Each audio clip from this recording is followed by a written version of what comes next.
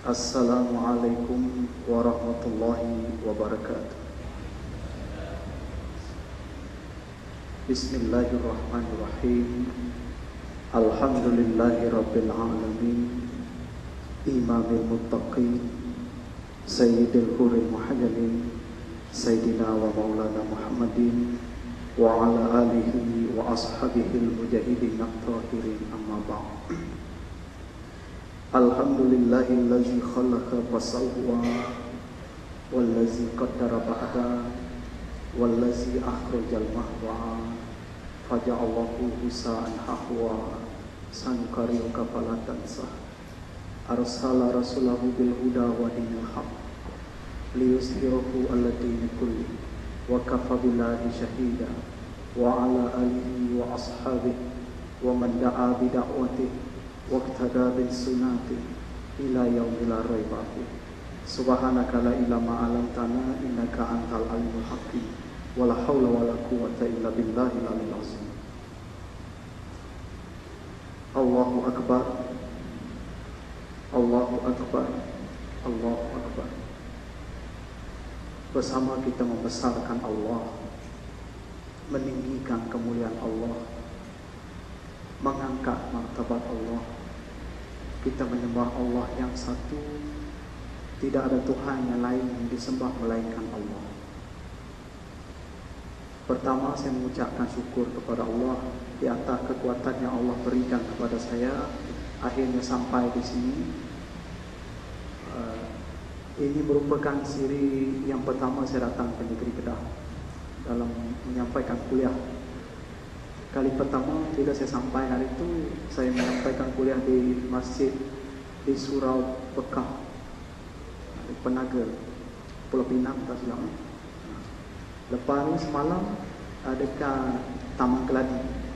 Hebat orang Taman Keladi ni, sehebat orang Pewajar. Nampak dia punya, saya ingatkan macam kosong, macam padang rumput je, macam padang pasir, tapi orang ramai datang sini.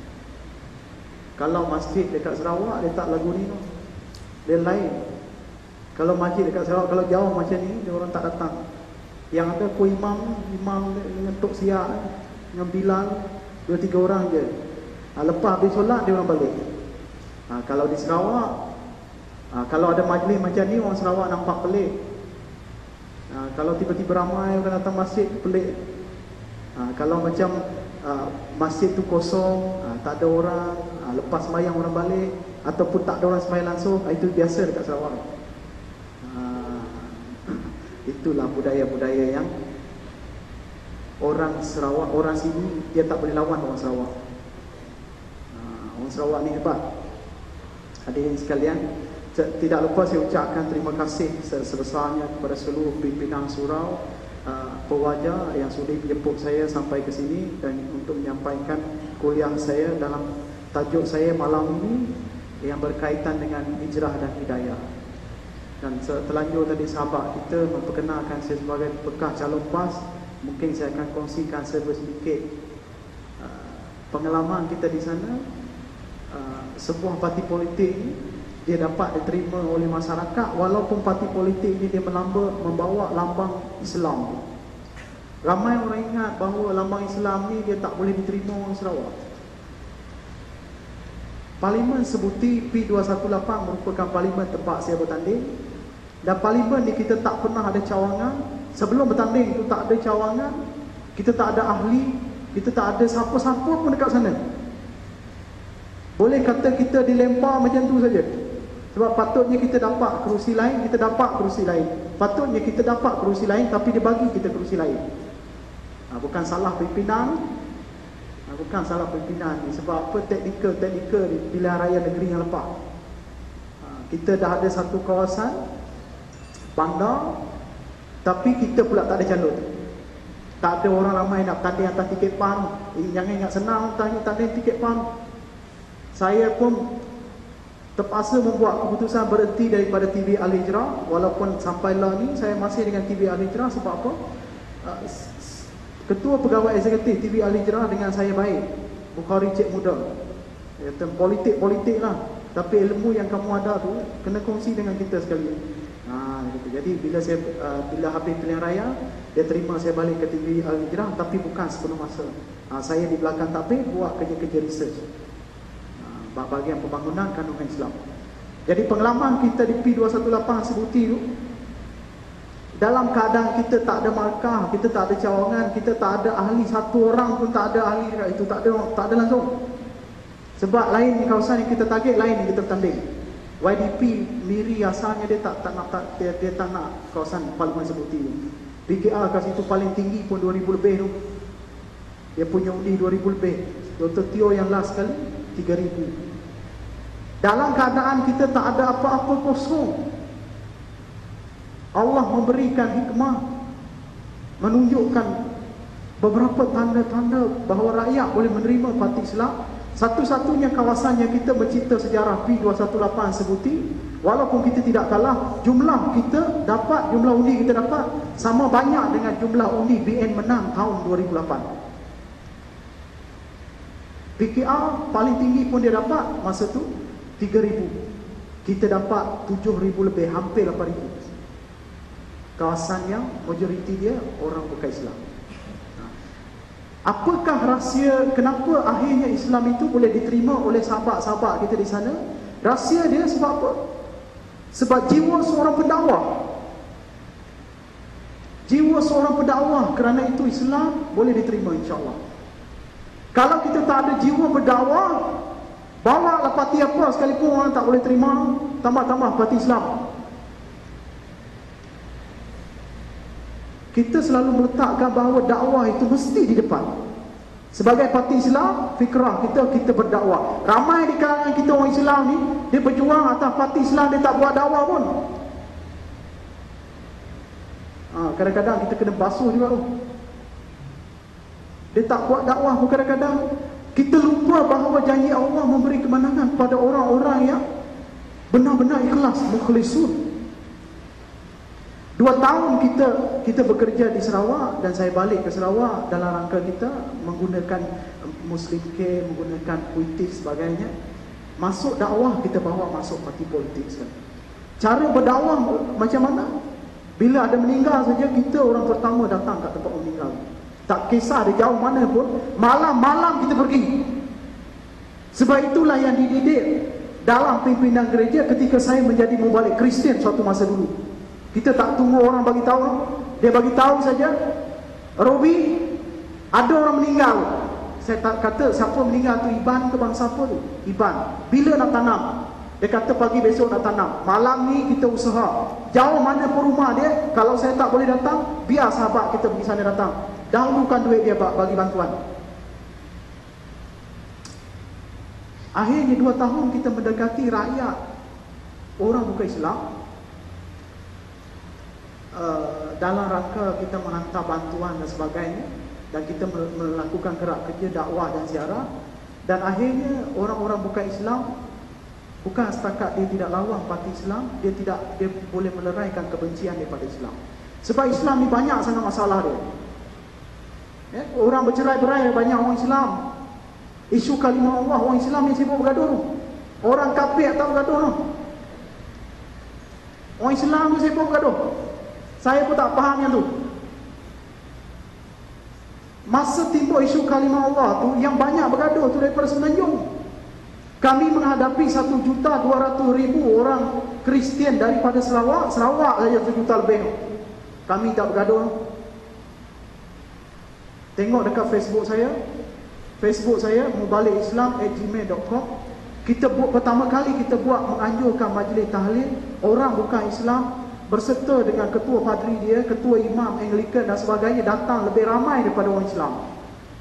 Majlis tahlil orang bukan Islam datang lebih ramai daripada orang Islam. Boleh tengok dekat saya punya Facebook. Habis kita majlis tahlil, bangun seorang tu, dia bukan Islam, ada ketua imam Anglikan, dan kita beri dia peluang untuk berucap. Dan dia menyampaikan hasrat dia bagi pihak Kristian, kenapa kami orang Kristian tidak dibenar menggunakan kalimah Allah. Jadi kita sebagai orang Islam, dan kita memberitahu banyak salah faham tentang Islam. Pendirian saya tentang kalimah Allah ni senang saja, tuan-tuan.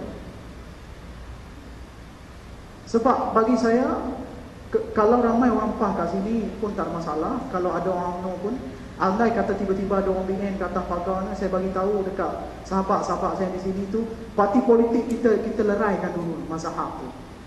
Kadang-kadang kita tak boleh nampak kebenaran bila kita terlalu meletakkan kita ni, bila kita kata kita ni UMNO, kita tak boleh nak terima pandangan orang lain tu.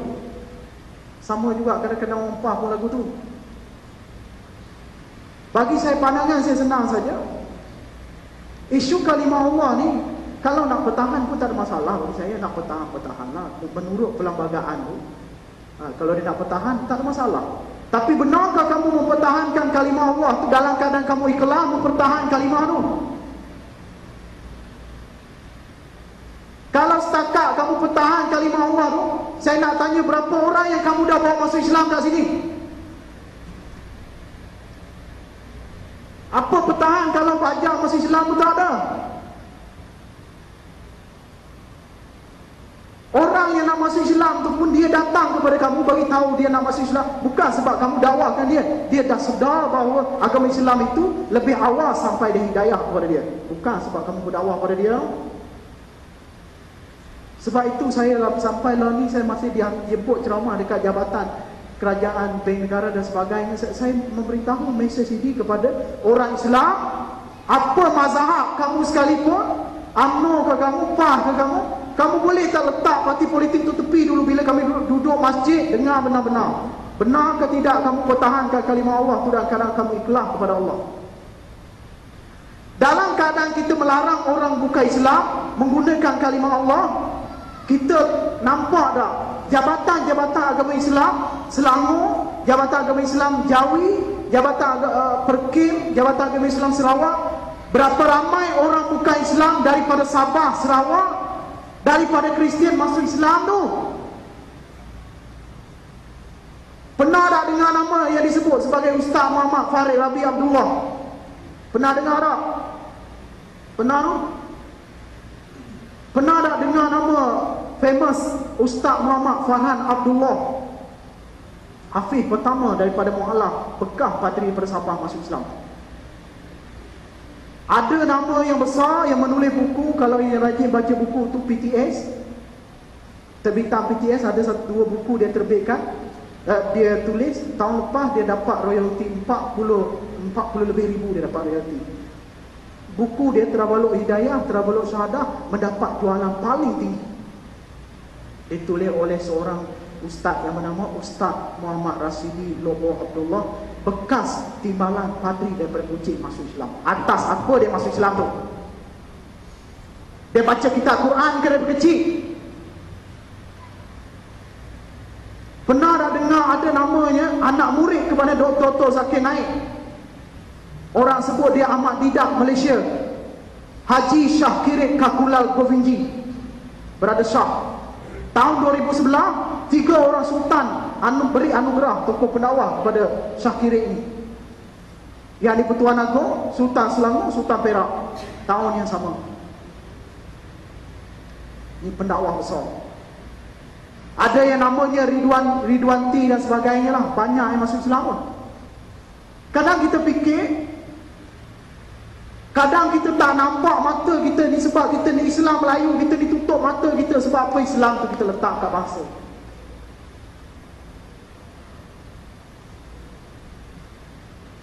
Dalam kita melarang orang menggunakan kalimah Allah, akhirnya ramai orang bukan Islam masuk Islam atas kalimah Allah tu, termasuk saya. Ni dia kitab yang menjadi masalah sangat tu. Ni kitab Bible yang diterima bahasa Melayu, memasukkan 899 kalimah Allah dalam ni.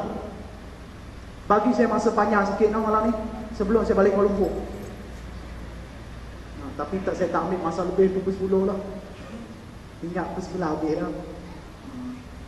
Tak makan lagi sedih perut tu. Kita nak mengulas tentang isu kalimah Allah, kita tidak faham tentang perjalanan sejarah tanah Melayu.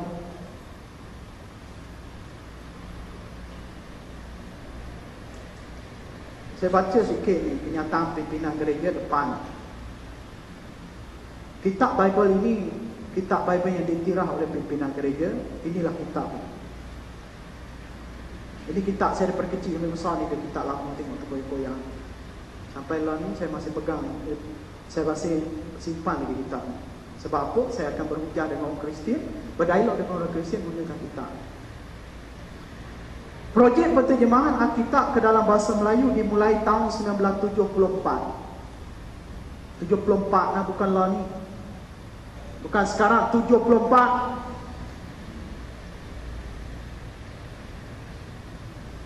Perjanjian baru diterbit tahun 1976. Perjanjian lama diselesai tahun 1981. Alkitab Berita Bahasa Melayu Lengkap diterbit tahun 1987 oleh The Bible Society of Singapore, Malaysia dan Brunei. Edisi yang kedua 95, 96 tahun 2001. Saya nak tanya, atas dasar apa orang Kristian nak terjemah kitab ni dalam bahasa Melayu? Nak bagi orang Melayu baca tu? Tahun 1974, tanah Melayu dah merdeka. Perlembagaan kita menetapkan bahawa orang Islam, orang Melayu mesti beragama Islam. Atas dasar apa dia terjemah benda ni dalam bahasa Melayu? Nak kata dia berdakwah pada orang Iban, ada kitab Bible dalam bahasa Iban. Nak kata dia berdakwah untuk orang Cina, ada kitab Bible dalam bahasa Cina. Atas dasar apa kitab ni terjemah dalam bahasa Melayu? Kadang-kadang kita tanya persoalan tu pada diri kita. Pernah tak kita dengar kitab Atharva Veda, kitab Vedas Purana, kitab agama Hindu diterjemah dalam bahasa Melayu? Pernah dengar tak? Tak pernah tak? Pernah tak kita dengar kitab Tripatika, kitab agama Buddha diterjemah dalam bahasa Melayu? Pernah dengar tak? Tak pernah tak? Pasal apa kitab Bible boleh diterjemah dalam bahasa Melayu? Saya terlibat dalam sidang India Borneo, pimpinan sidang India Borneo, untuk pengetahuan semua. Nak terjemah kitab ni dalam bahasa Melayu tu dia bukan boleh main-mainnya, dia boleh melanggar perlembagaan, dia kena dapatkan kebenaran bertulis. Maksudnya kebenaran tu dah wujud, dah ada tahun 1974 lagi tu. Tak perlu saya nak bagi tahu siapa yang benarkan tu, fikir sendiri. Nak terjemah benda ni kami kena menulis dekat kementerian dan sebagainya. Kok terjemahan dia ada kat depan ni tu. Semua ada kat sini. Bawah ni semua ada. Pasal apa tahun 1974 dia buta kata nampak kalimah Allah tu ada dalam kitab Bible?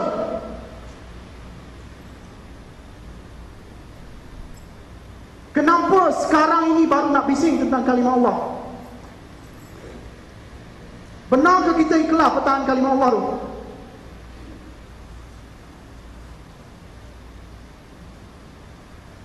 Tuan-tuan semua, tahun 1974 sampai tahun 2013, 39 tahun kalimah Allah ada dalam kitab Bible bahasa Melayu. 39 tahun kalimah Allah ada dalam dada orang Kristian. Siapa orang Melayu paling hebat kat sini boleh cabut kalimah Allah tu daripada dada orang Kristian? Mursyid mana paling hebat kat sini? 39 tahun kalimah Allah tu ada dalam dada orang Kristian. Tak ada satu orang manusia pun yang boleh cabut kalimah tu melainkan Allah Subhanahu Wa Taala. Bila kalimah Allah ada dalam dada orang Kristian, patutnya kita mengajak dia mentauhidkan Allah, ajak dia kepada Islam. Allah itu Tuhan kepada seluruh alam. Wa man fis samawati wa man fil ard wasyamsul wa qamar wa nujum wa jibal wa syajar wa dawab wa kasiru minan nas. Tuhan untuk orang Islam aja tak? Kita faham perasaan orang Melayu, dia takut kalimah Allah itu disalahguna orang kafir. Kita faham yang tu. Tapi lebih besar hikmah dia bukan kita nak mengajak orang kafir bergaduh, kita ajak dia kepada Islam tu. Kenapa akhirnya saya memeluk agama Islam dan saya membahasakan diri saya, orang-orang yang masuk Islam, mereka bukan menukar agama, tapi mereka kembali kepada agama Islam. Menurut yang ditulis dalam kitab Bible. Menurut kitab Bible. Orang Kristian bukan tukar agama, tapi dia kembali kepada Islam menurut yang ditulis dalam kitab Bible. Kenapa mungkin pelik? Ustaz, pelik bunyi. Orang Kristian, dia bukan tukar agama, tapi dia kembali kepada Islam menurut yang ditulis dalam kitab Bible. Sebab apa saya cakap macam tu? Hukum-hukum yang ditulis dalam kitab Bible, orang Kristian, semua ulama-ulama Kristian melacurkan hukum-hukum tersebut. Tak ada satu pun ulama Kristian yang membenarkan hukum Allah, dan mereka tidak pernah memfatwakan hukum Allah dalam ajaran gereja. Dan hukum-hukum yang ditulis dalam kitab Bible ini, kebanyakannya adalah fatwa-fatwa yang kita orang Islam beriman sampailah hari ini. Sebagai contoh, fatwa haram makan khinzir, Filogatul Melayuiyah, babi. Pernah makan babi tak dekat sini? Ada yang makan babi tak? Tak ada, no? Tak ada makan khinzir. Saya pernah makan khinzir dulu. Makan khinzir dulu, tapi saya dah lama tak makan khinzir pun. Sebelum masuk Islam tu saya memang dah tak minat nak makan khinzir. Fatwa mengharamkan makan khinzir. Dalam perkara makan khinzir, ulama-ulama mazhab dia tak ada khilaf dalam perkara makan khinzir. Haram mutlak. Perintah menurut ayat yang ditulis dalam kitab Quran, surah Al-Ma'idah ayat nombor 3. Allah menegah kita daripada makan daging khinzir. Kalau ada ayat-ayat yang lain, sila ulama-ulama, ustaz-ustaz kita sini kongsi bersama, tak apa. Saya ni bukan orang hebat pun, saya cuma nak kongsi saja pengalaman. Saya bukanlah seperti mana ulama besar dah. Saya hanya orang-orang yang kecil saja, yang mana saya hanya berperanan untuk membuka minda kita orang Islam. Akhirnya kita benar-benar ikhlas melakukan dakwah kita. Lebih-lebih dalam kita menjadi bahagian daripada gerakan-gerakan Islam. Haram makan khinzir dalam surah Al-Ma'idah ayat nombor 3, haram dia mutlak. Ulama-ulama tak ada khilaf dalam perkara makan khinzir. Dalam surah Al-Ma'idah ayat nombor 3, satu ayat yang saya belajar, haram makan khinzir. Dalam kitab Bible ada 3 ayat mengatakan haram makan khinzir, dan tidak pernah ulama Kristian memfatwakan haram makan khinzir, tapi orang Islam berfatwa khinzir haram. Kitab yang pertama, kitab Ulangan bab 14 ayat nombor 8. Wahai orang yang beriman, jangan kamu makan khinzir. Khinzir itu binatang yang kotor, dan jangan kamu sentuh badan khinzir. Walaupun kuku khinzir itu terbelah, tetapi khinzir memamah biak daripada makanan-makanan yang najis. Jangan kamu sentuh badan khinzir, terutamanya bangkai khinzir, iaitu khinzir yang sudah mati. Makan haram, sentuh pun haram, menurut kitab Bible. Dalam kitab Ulangan bab 14 ayat nombor 8. Kitab yang kedua, kitab Leviticus Imamat, kitab bab 11 ayat nombor 7.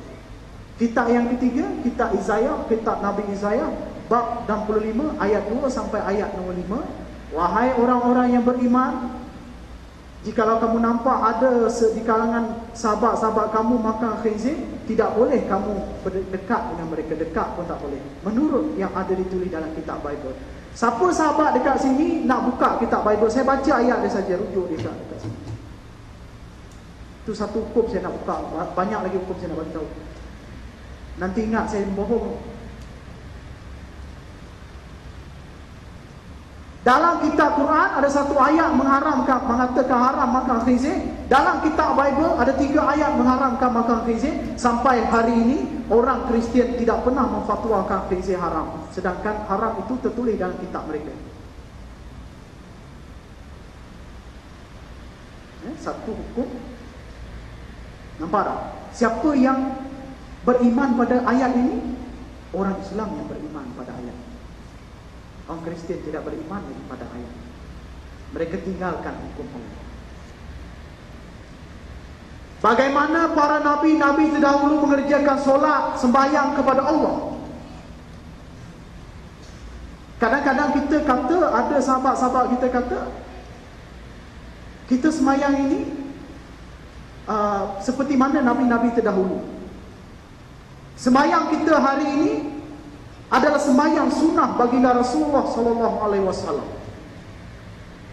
Apa yang Rasulullah turunkan pada kita, kita amalkan sampai hari ini. Kita solat sebagaimana solatnya baginda. Tahu tak tuan-tuan bahawa solat sunnah baginda Rasulullah SAW, solat inilah solat para nabi-nabi terdahulu menurut yang ditulis dalam kitab Bible. Dan tidak ada orang Kristian pun bersolat sebagaimana yang ditulis dalam kitab Bible. Bahkan wanita yang beriman, apabila mereka bersolat, mestilah mereka menutup aurat, terutama bahagian kepala mereka. Kalau mereka melepaskan selai rambut daripada kepala mereka, cukur rambut dia bagi habis, dia bukan orang-orang yang beriman, kata Allah menurut kitab Bible dalam 1 Korintian. Wahai wanita-wanita yang beriman, sembahyanglah kamu kepadaku, sujudlah kamu kepadaku, tutup anggota badan kamu, terutama bahagian rambut kamu. Kalau kamu melepaskan satu helai pun rambut kamu daripada tutupan tersebut, cukur rambut kamu bagi habis, kamu bukan tergolong antara orang-orang yang beriman. Apabila kamu sembahyang tidak menutup aurat, menurut kitab Bible. Hari ini kita tanya orang Kristian, bagaimana dia orang sembahyang? Tak ada satu orang Kristian pun yang sembahyang bersujud sebagaimana kita orang Islam. Bahkan wanita, dia boleh lepaskan aurat dia suka-suka hati. Isteri-isteri Nabi-Nabi terdahulu yang ditulis dalam kitab Bible, semua isteri Nabi menutup aurat. Bahkan isteri Nabi yang pertama bernikah, isteri Nabi Yakub yang bernama Rebekah. Dalam kitab Genesis diceritakan ketika bukan Nabi Yakub, Nabi Ishak. Diceritakan ketika Nabi Ishak turun daripada kudanya, dia menghala ke arah seorang wanita hamba yang tengah menidai kain. Wanita hamba itu nama dia Rebekah, iaitu hamba kepada Nabi Ibrahim AS. Dia nak tanya, siapa punya kambing-kambing yang banyak sangat dekat padang tu?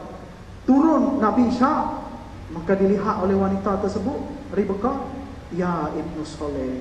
Dia melihat seorang anak soleh turun daripada kuda. Sampai Nabi Ishak kepada wanita hamba tu, cepat-cepat dia ambil kain yang dia sidai, dengan kain tu basah, dia tutup anggota badan dia, dia labungkan kepala dia, dan dia nikapkan mata dia saja bagi nampak. Dalam kitab Bible sebut bernikap.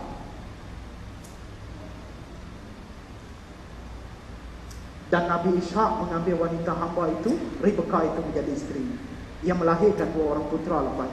Seorang nama dia Esau dan seorang nama dia Yakub. Semua isteri-isteri Nabi selepas itu banyak yang bernikah. Hebat tu amalan isteri Nabi ni. Tapi sebenarnya kalau dah tutup aurat tu pun dah bagus dah. Dah bagus lah. Tapi kalau nak rasa sebagaimana sunnah isteri-isteri Nabi terdahulu, tutuplah bernikah. Isteri Nabi dulu bernikah. Sembahyang sebagaimana kita hari ini orang Islam, kita bertakbir Allahu Akbar, dan kita berdiri dan kita halakan sujud dan sembahyang kita ke arah Baitullah, Kaabah. Kita nak azan dulu kan? Nak azan dulu kan? Terus kan? Terima kasih. Anda ambil masa 15 minit je. Tak nak panjang-panjang, takut orang boring pula. Kita solat Allahu Akbar, dan kita menghalakan Allahu Akbar, takbir kita ke arah Baitullah, iaitu Kaabah. Dan selepas itu kita bersujud. Sujud, kita bersujud. Dalam kitab Bible menyebut, dalam kitab Mazmur bab 5 ayat nombor 8, bab 5 ayat nombor 8, wahai orang-orang yang beriman, lakukanlah sembahyang di kalangan kamu, sujudlah kamu kepadaku, dan halakan sujud kamu ke arah Bait-Allah, menurut kitab Bible. Ayat dia jelas saya sebut tadi, kitab Mazmur bab 5 ayat 8. Sujud ke arah Bait-Allah. Kita ke arah Kaabah, Kaabah Rukah. Bait-Allah, tanda yang pertama dibangunkan oleh Nabi Yakub, ditulis dalam kitab Bible. Ketika itu Nabi Yakub diperintahkan oleh Allah pergi ke suatu tempat yang bernama dia Bait-El. Dekat tempat Bethel itu tertegaknya banyak sangat patung-patung berhala. Letih Nabi Yakub, dia pun tidur dan bersandarkan batu. Itu kisah dah ulangan kejadian di antara bab-bab yang pertama dalam kitab Bible. Dia tidur, Allah menyampaikan pesanan kepada Nabi Yakub. Yakub, bangun Yakub. Bangun, dirikan batu di atas tempat kamu tidur itu, tandakan tempat itu. Kemudian kamu datang dengan sahabat-sahabat kamu, tumbangkan seluruh berhala-berhala di situ. Dan bawa seluruh keturunan bangsa kaum kamu berpusing, bertawaf di situ, dan sujudlah ke arah. Dan hari ini Yakub, aku tidak lagi namakan kamu sebagai Yakub, aku memberikan nama kamu adalah Israel. Bethel itulah Palestin yang disebut sebagai Masjidil Aqsa. Tempat bangunnya Masjid Nabi Daud dan Masjid Nabi Sulaiman selepas. Hekal Sulaiman. Dalam bahasa Hebrew, Hekal Sulaiman. Rumah Allah yang disebut sebagai Hekal Sulaiman. Al-Quds. Itulah kiblat pertama orang-orang yang beriman terdahulu. Sebelum datangnya Nabi Muhammad SAW. Semua nabi-nabi bersujud ke arah ini. Sebagaimana perintah ditulis dalam kitab Bible, kitab Mazmur bab nombor 5 ayat 8. Sujudlah kamu ke arah rumahku Bethel, kata Allah. Bethel ini dalam bahasa Hebrew, dalam bahasa Arab Baitullah. Hari ini sebab itu Al-Quds itu, Baitul Maqdis itu merupakan tempat yang pertama paling suci orang Kristian. Kalau mengikut sejarah, orang yang mengikut ajaran kitab-kitab. Dan tempat yang ketiga paling suci orang Islam. Yang pertama, kedua, of course lah Mekah dan Madinah. Dan ketiga Masjidil Aqsa. Sebab itu peristiwa Isra Mi'raj, Nabi Muhammad SAW, banyak mesej yang Allah nak sampaikan pada kita. Nabi Muhammad diperjalankan dari Masjidil Haram sampai Masjidil Aqsa. Sampai dekat Masjidil Aqsa, Nabi Muhammad sembahyang solat 2 rakaat dan mengimamkan seluruh arwah-arwah Nabi. 25 orang arwah Nabi. Ada mesej itu sebenarnya. Dan kenapa Nabi Muhammad diangkat oleh Mi'raj daripada Masjidil Aqsa sampai ke Sidratul Muntaha, sampai kursi Allah, langit yang paling atas. Nabi Muhammad diangkat daripada Masjidil Aqsa. Ada mesej itu sebenarnya. Sebab tanah besar Palestin merupakan tanah yang mana turunnya kebanyakan nabi-nabi Allah di situ.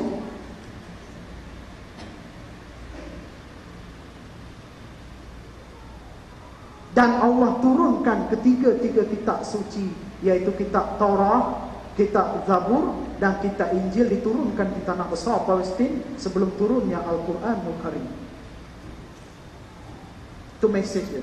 Sebab itu tanggungjawab kita orang Islam, wajibnya kita mempertahankan Masjidil Aqsa menurut yang ditulis dalam kitab Bible. Kita wajib pertahankan Masjidil Aqsa. Masjidil Aqsa tempat turunnya kebanyakan nabi-nabi Allah. Hadirin sekalian, orang Islam hari ini sembahyang berwuduk sebagaimana nabi-nabi terdahulu. Nabi Isa alaihissalam menurut kitab Bible melakukan sembahyang, naik ke puncak Nazaret dan dia mengambil air sembahyang, pergi ke sebatang sungai dan dia suci, bersihkan lengan dia, jari dia, bersihkan muka dia, bersihkan kaki dia, dan dia naik ke puncak Nazaret. Sampai di puncak Nazaret, Nabi Isa alaihissalam bertakbir dan Nabi Isa rukuk dan dia sujud menyembah Allah. Itu yang ditulis dalam kitab Bible. Sebelum Nabi Isa ditangkap oleh tentera-tentera musyrik ketika itu, Nabi Isa sempat sembahyang 2 rakaat menurut kitab Bible. Hari ini orang Islam sembahyang sebagaimana nabi-nabi terdahulu. Sebab itu sebenarnya apabila hadis Nabi kata Nabi Muhammad ni dia pelengkap kepada Nabi-Nabi terdahulu, itulah kebenaran.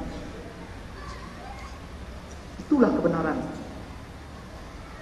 Nabi Muhammad dah melengkapkan, mencantikkan sunnah-sunnah Nabi-Nabi terdahulu. Dan hari ini kita sembahyang sebagaimana Nabi-Nabi terdahulu. Kita melihat orang Kristian, mereka melalak, melolong macam orang gila. Dia tak sembahyang sebagaimana Nabi dia. Toy, 3 hukum saya dah sebut. Hukum makan khinzir, hukum bersolat, hukum wanita menutup aurat. Wahai orang-orang yang beriman, apabila kita meninggal nanti, mayat kita ni, jenazah kita ni akan dikafankan, dibalut dengan sehelai kain putih. Kita disembayangkan dan kita akan dihantar. Dan bila kita dimasukkan dalam tanah, badan kita akan disengetkan kanan, dan insya-Allah kita akan minum tanah, kita kembali kepada tanah. Semua mayat orang Islam, mayat orang-orang yang beriman, bila meninggal mayat kita dikafankan. Datang satu orang Kristian tanya kepada saya, kenapa orang Islam menghinakan mayat? Dia kata, saya pun pelik dia tanya, kenapa orang Islam hina mayat? Dia kata, orang Islam tak seperti mana kami orang Kristian. Kami sangat memuliakan mayat orang yang dah meninggal. Pakaikan di baju yang cantik-cantik, kasut yang mahal-mahal, kereta kalau boleh dia bawa masuk dalam tu. Memang ada tu dekat Indonesia, ada macam tu. Kaya sangat, kereta pun dia bawa masuk dalam tu. Kadang-kadang saya fikir kan, kalau ada sahabat, kalau keluarga saya yang nak meninggal dekat Sarawak, saya kata boleh dah tangguh dulu nak meninggal, menyusah orang nak meninggal. Sebab apa? Kopek tau, keluar duit banyak. Keranda tak boleh beli keranda yang harga 1,500. Siapa jadi wakil rakyat kat sana, jangan mimpi nak jadi wakil rakyat kalau nak bagi keranda harga 1,500. Saya ingat satu kampung Taman Purwajaran Bising. Sebab itu di Sarawak, paling common pun kalau nak beli keranda yang harga dia 2,800 ke atas, 3,000, itu yang standard. Kalau orang tu miskin, sampai ada orang kampung tak datang nak jenguk dia. Sebab apa? Bila miskin, tak ada duit nak beli makanan untuk jamu orang datang. Itu yang berlaku di kawasan kami dekat sana. Sampai dia orang yang meninggal tu, mak dia minta tolong anak dia meninggal. Kesian, rumah buruk, anak meninggal, tak ada orang kampung nak datang. Sebab tak ada makanan nak makan. Datang kepada kita, saya sangat sedih. Masa tu saya berada di Kelantan. Saya telefon ketua imam Anglican tu, dia sekarang ni dia merupakan tenaga penggerak dalam gerakan Islam gitu. Ketua imam Kristian. Dia telefon, Ramba, dia kata, boleh tak bagi dia lebih sikit, keluarkan sikit lebih peruntukan, bagilah dalam 300 macam tu, 300-400, belikan barang makanan, dia apa ni, jamu orang-orang yang datang. Dan kita belikan beras, belikan macam-macam benda. Bersyukurnya dia, baru orang datang nak jenguk anak dia meninggal. Orang Islam jauh lagi nak tengok orang kafir meninggal. 3 hari. Sebab orang Iban ni kalau meninggal, dia kena mayat dia kena tunggu sampai 3 hari. Orang yang kaya dia injek mayat tu. Injek mayat tu dia bagi apa? Dia bagi tahan mayat tu.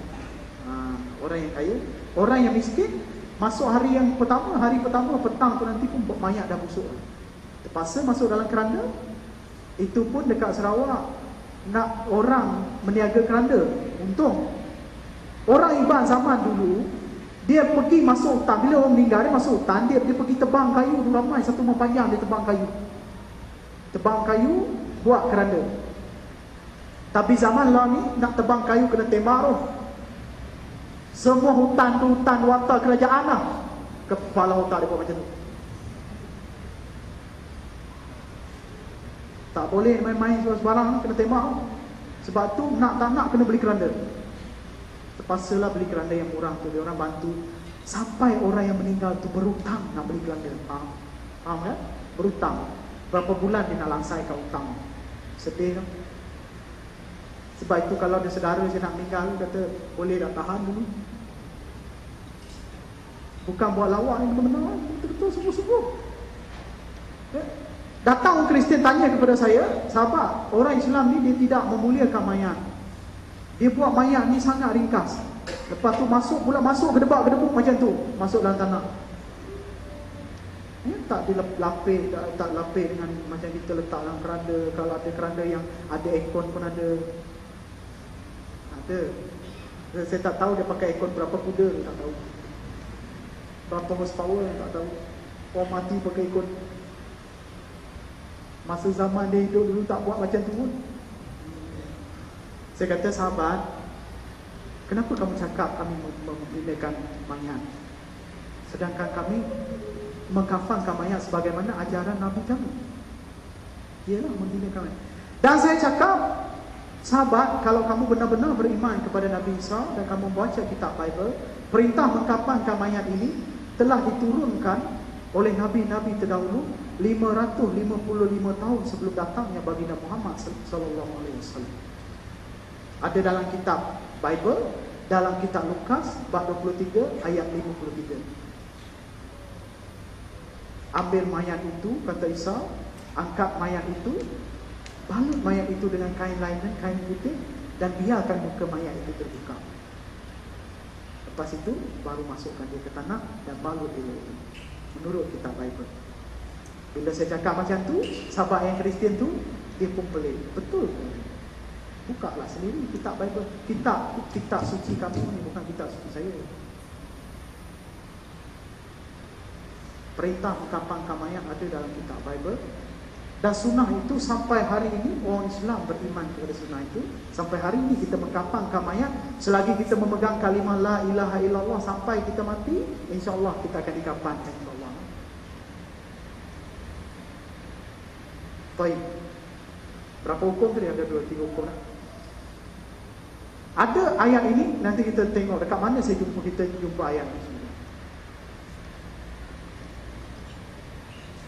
Barang siapa di kalangan kamu yang melakukan zina, di kalangan lelaki dan wanita, dalam keadaan kamu sudah berkahwin, kamu ditangkap khalwat, ditangkap basah, dalam keadaan kamu sudah berkahwin, yang lelaki sudah beristeri, yang beristeri sudah bersuami,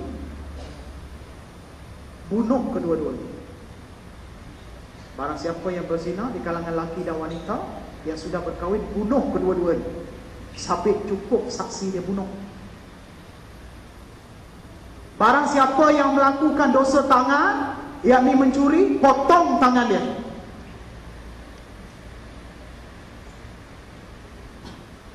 Hukum apa? Hukum hudud. Hukum hudud. Ada dalam kitab Quran, hukum tu jangan main-main. Ya, hukum hudud. Ayat yang saya baca tadi tu, saya tak ambil ayat tu daripada kitab Quran, saya ambil ayat tu daripada kitab Bible.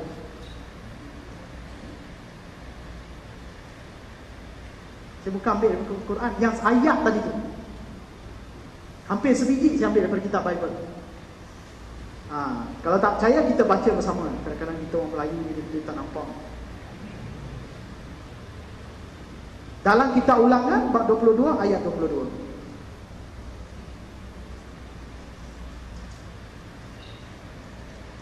Kitab Ulangan bab 22 ayat 22. Mari kita baca. Saya bacalah. Jika seseorang lelaki tertangkap basah ketika bersetubuh dengan isteri orang lain, dan keadaan lelaki itu pun sudah berkahwin, kedua-dua mereka mestilah dihukum mati. Dengan demikian kamu akan membasmi kejahatan. Kitab Bible.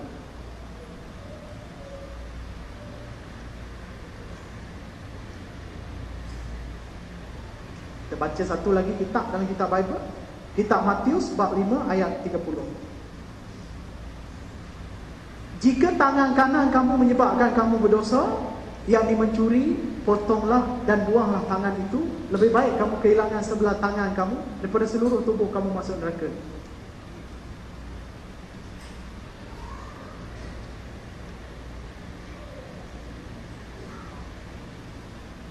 Hukum hudud. Saya bukan ambil daripada kitab Quran, ayat tu saya ambil daripada kitab Bible. Sampai satu orang Kristian datang kepada kita, dia kata, dia cakap tentang hukum hudud dan saya kecam apa yang dia cakap tu sebagaimana orang Islam cakap. Sebab apa? Guru dia orang Islam. Dia cakap hukum hudud ketinggalan zaman, hukum hudud ni hukum yang jahat, hukum hudud ni bunuh orang, nanti habis buat sup tangan dan sebagainya. Tak ada sup lain ke nak buat? Ayat yang dia pakai tu sebiji ayat yang orang Melayu, orang kita Islam cakap tu. Asalnya orang Kristian dia tak hina agama orang lain. Orang kita yang mengajar orang lain menghina agama kita.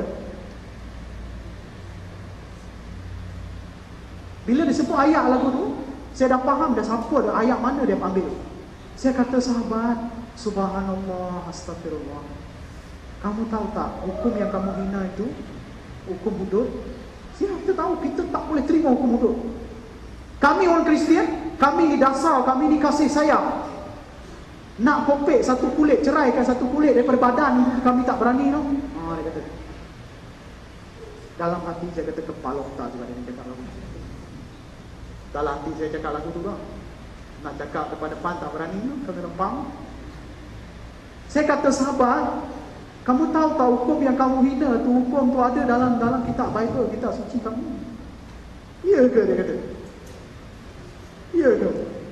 Saya pun cakap, ya Allah, kamu buka dan jawab kepada saya, kenapa kamu hina benda yang ada dalam kitab kamu, kitab suci kamu?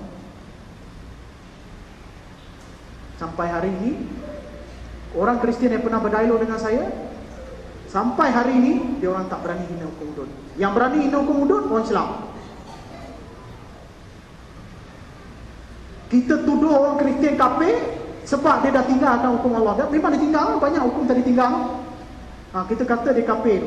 Wa man lam yahkum bima anzalallahu fa ulaika humul kafirun, kata Allah. Barang siapa yang berhukum tidak menurut Allah turunkan, mereka tergolong sama dengan orang kafir. Saya tak berani lah nak sebut siapa kafir. Faham sendiri kita nak jaga iman kita. Bukan tugas saya nak tuduh orang ni kafir, orang tu kafir dah. Tapi Allah sebut, barang siapa yang berhukum tidak menurut yang Allah turunkan, mereka tergolong antara orang kafir. Betul lah, kafir lah, orang Kristian kafir lah. Mutlak kafir itu. Bukan sikit-sikit tinggal hukum Allah, syirikkan Allah lagi tu. Bukan sikit-sikit lah. Dia kata. Lepas itu saya cakap dengan salah sahabat kita, selalu saya cakap dekat jabatan, saya tak apa ni, saya tak ada berlapis-lapis. Saya cakap direct dekat Jabatan Agama Islam, dekat Jawi pun saya ceramah lagu ni. Dekat Bank Negara pun saya cakap, sahabat-sahabat kita, baik UMNO ke baik PAH ke, boleh tak? Saya tak ada masalah untuk kita bersetuju dengan hukum hudud, dan tak ada masalah juga untuk tak bersetuju. Kamu kata kamu ada hak, tak ada masalah bagi saya. Kalau kamu tak bersetuju pun tak ada masalah bagi saya, sebab kamu kata hak kamu tak bersetuju. Tapi boleh tak kamu sebagai orang Islam senyap, boleh tak? Kalau tak setuju sekalipun senyap, tak payah nak pelekeh hukum Allah tu. Sama tu hukum bertudung tu. Yang bercakap tu sebab dia tak bertudung. Dia tak bertudung, dia tahu hukum bertudung tu dosa haram, bukan setakat haram, dosa tu. Lepas tu dia hina orang pakai tudung tu. Banyak orang pakai tudung tu jahat juga. Banyak orang pakai tudung tu kena rogol. Tak boleh cakap lagu tu. Kamu dah tak pakai tudung tu dah berdosa dah satu hal. Sama dengan hukum hudud. Kalau kamu kata tak setuju, boleh tak kita diamkan saja? Sebab takut hukum hudud tu, takut kena hudud lah. Jadi bagi saya cakap dengan sahabat saya daripada Kristian, boleh kita cakap dan dia orang faham. Sebab itu di Sarawak banyak orang-orang Kristian mula buka mata, mula buka minda, dia datang mencari saya dan sahabat-sahabat saya, dan kita dialog kepada mereka. Dan akhirnya mereka bukan setakat tidak melawan Islam, dan sampai hari ini ada satu padri ni, Father Faustina, antara father ketiga tertinggi di negeri Sarawak, dialog dengan saya. Makin lama dia dialog, makin banyak dia nak tanya. Lama dia dialog, makin banyak dia tanya. Pendekatan saya senang saja. Kita bukan berdebat, kita berbincang. Tak berdebat. Tak payah debat-debat Pak Abnur, tak payah. Kita berbincang. Apa dia tanya kepada kita, kita jawab. Dan tak ada satu pun saya sentuh tentang akidah dia. Sebab itu dia terus masuk dan dia tanya. Kalau saya kata kamu ni menyembah Tuhan yang salah, memang dia awal dia tukar itu. Memang say goodbye. Dia tak akan tanya kita. Nah, ini orang Kristian lain lah. Kalau nak berdakwah orang Kristian, jangan sentuh akidah dia. Kita cerita-cerita persamaan-persamaan di dalam kitab tu. Apa yang sama dalam kitab ni, seperti mana kitab Quran, saya percaya yang tu. Tapi mana yang tidak sama, saya tak percaya. Sebagaimana ditulis haramnya makan khinzir, ditulis dalam kitab Bible, saya percaya yang tu. Sebab dalam kitab Quran tu, khinzir itu haram. Sebagaimana ditulis dalam kitab Bible, siapa yang melakukan zina, laki dan perempuan, bunuh dia kalau dia sudah berkahwin. Siapa yang mencuri, potong tangan dia. Itu ditulis dalam kitab Bible. Seperti mana yang perintah Allah turunkan, ditulis dalam kitab Quran. Itu saya percaya. Dan Alhamdulillah, Father Faustina sampai dia tanya, saya buka bab Nabi Muhammad SAW, akhirnya dia berminat nak tahu banyak tentang Nabi Muhammad. 3 benda yang orang Kristian dalam gereja dia tak ajar. 3 perkara. Pertama, orang-orang Kristian yang beriman, kewajipan kamu untuk terima ilmu, kamu terima saja. Terima saja. Jangan persoalkan. Kalau kamu persoalkan, hukum dia dosa. Jangan main-main, no? Jangan banyak tanya orang. Sebab itu Islam tertegak dengan kebenaran, hujah. Dia ada beriman dan dia kebenaran. Bukan setakat-setakat kita beriman saja Islam. Kristian, kamu kena beriman saja, jangan banyak tanya. Banyak sangat tanya, berdosa. Itu pertama. Boleh jadi kafir, dia kata. Orang Kristian pun dia ada kafir. Orang keluar dari Kristian, kafir. Yang kedua, yang tidak akan diajar dalam gereja, iaitu hukum-hukum yang tertulis dalam kitab Injil dan kitab Taurat. Dia tak akan ada. Sebab itu bila tanya orang Kristian, adakah mereka sedar tentang hukum yang saya sebut tadi itu? Kebanyakan orang Kristian tidak sedar, sebab gereja tak akan ajar. Yang ketiga, orang Kristian tidak akan mengajar bab salasilah keturunan daripada Nabi Ismail alaihissalam sebagaimana tulis dalam kitab Bible. Kalau mereka belajar tentang salasilah itu, akan membawa mereka kepada Bani Quraisy, iaitu keturunan Nabi Muhammad sallallahu alaihi wasallam. Menurut kitab Bible. Dan bila saya cakap beberapa mimpi nabi-nabi yang ditulis dalam kitab Bible, Nabi Habakuk sebagai contoh, akan aku bangkitkan satu kaum, dia kata, satu waris akhir zaman di kalangan keturunan yang dilahirkan di bumi barat, keturunan Nabi Ismail, akan aku bangkitkan seorang nanti yang mana langit dan bumi ini akan berselawat memuji dia. Dan orang itu dilahirkan di bumi Paran. Ini tulis dalam kitab Bible. Dia tak sebut Palestin, dia sebut Paran. Paran ini keturunan daripada Nabi Ismail alaihissalam. Dan disebut dalam kitab Bible, ketika Allah memerintah, ketika Nabi Ibrahim diperintahkan untuk membawa Siti Hajar ketika itu menggendong Nabi Ismail ketika dia kecil dalam bayi, dihantar ke satu tempat yang mana tempat itu lapang, dihimpit oleh 2 gunung, 2 bukit. Tempat padang pasir itu tak ada air pun. Tak ada air. Sampai di tengah tu, Nabi Ibrahim beritahu kepada Hajar. Masa tu Siti Hajar menangis, dia menggendong Nabi Ismail.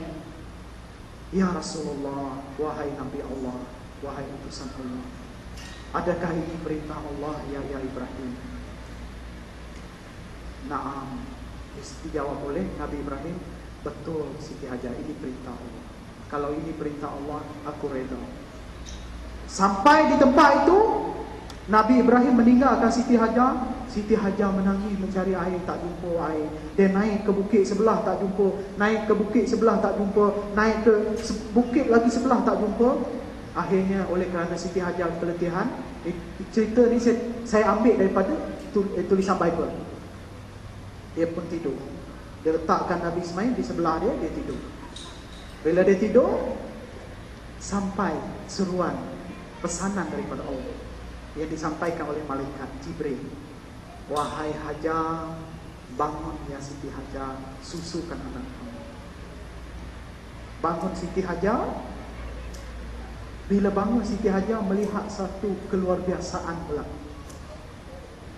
Menurut kitab Bible, dalam kitab Genesis 4:22, 4:23. Bila dia bangun, Allah menunjukkan tanda-tanda kebesaran dia. Hasil hentakan kaki Nabi Ismail, terjadinya sebuah telaga. Dan telaga ini disebut dalam kitab Genesis. Telaga ini telaga yang hidup, kata Allah. Aku akan pelihara telaga ini. Dia tak akan kering walaupun di tengah padang pasir.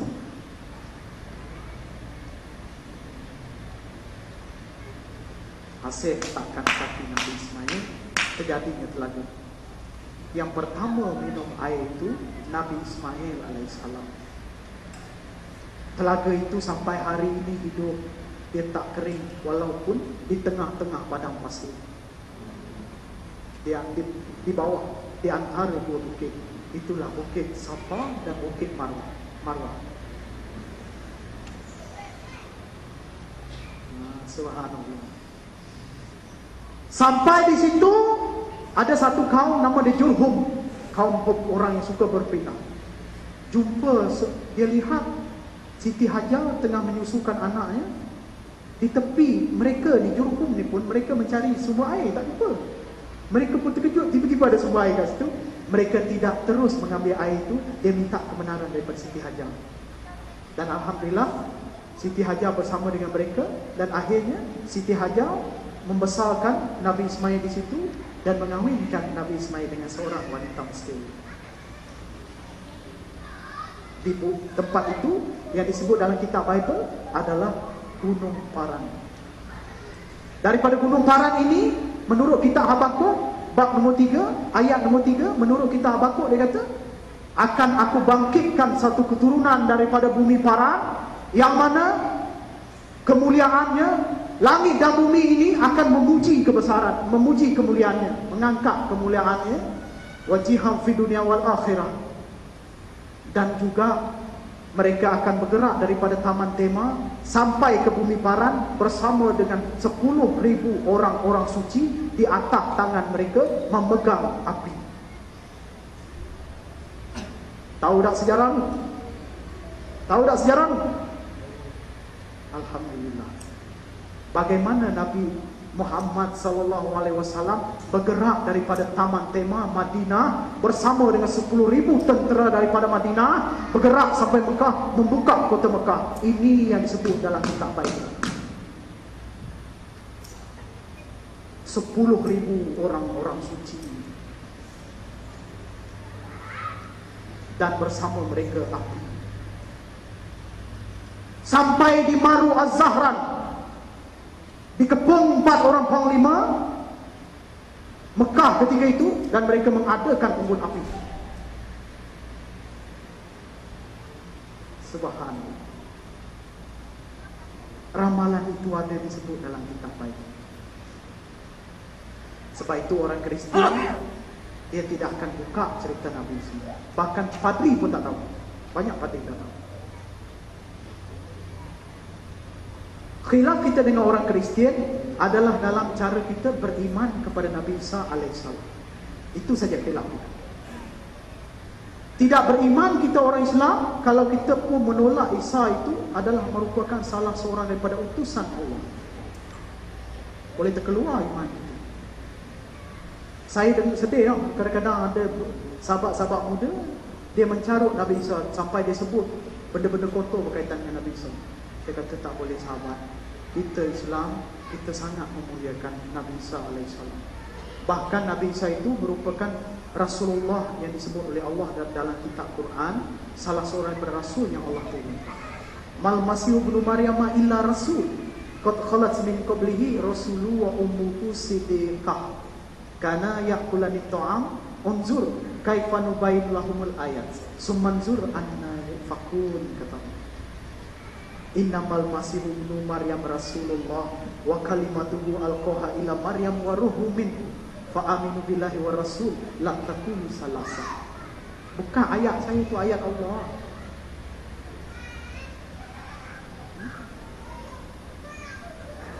Manakala orang Kristian pula beriman Nabi Isa disebut sebagai Jesus Christ, Nabi Isa ini adalah Tuhan.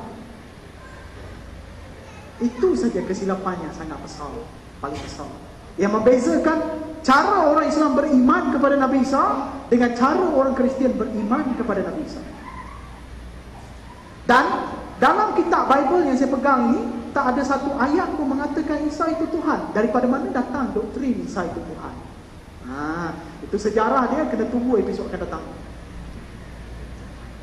Kalau dijemput lagi lah, ustaz macam kasar ni, kasar-kasar tak jemput lagi tu. Tunggu episod akan datang. Itu memerlukan masa yang panjang untuk saya uraikan berdasarkan kitab Bible. Jadi sebagaimana kita orang Islam dalam surah Al-Ikhlas, saya ambil satu ayat ni, nanti kita cek dekat mana kita akan jumpa ayat ni. Allah bukan manusia, dia tidak berdusta. Allah bukan anak manusia, dia bukan insan. Allah bukan manusia, dia tidak berdusta. Allah bukan anak manusia, dia bukan insan. Dekat mana kita jumpa ayat? Allah bukan manusia, Allah bukan anak manusia. Itu kesimpulan dalam surah Ikhlas. Lam yalid wa lam yulad.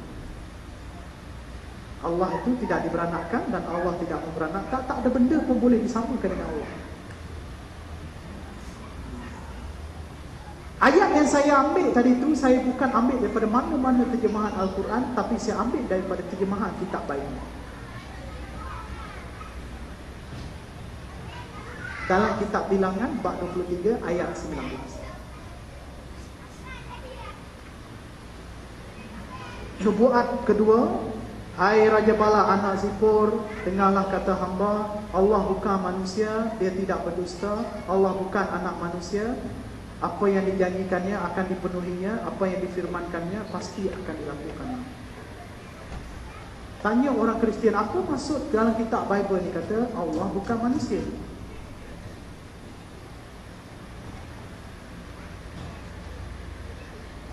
Sampai hari ini tak ada orang Kristian boleh jawab. Nampak tak hikmah dia? Kalau kita orang Islam ni ada jiwa dakwah tu ikhlas, insya-Allah banyak orang Kristian boleh masuk Islam. Paling-paling tidak pun dia tunduk dengan agama Islam. Sampailah ni saya tanya orang Kristian, apa maksud ayat ni? Dalam kitab Bible sebut Allah bukan manusia, dia tidak berdusta. Allah bukan anak manusia, dia bukan insan. Kitab kamu ni bukan kitab saya.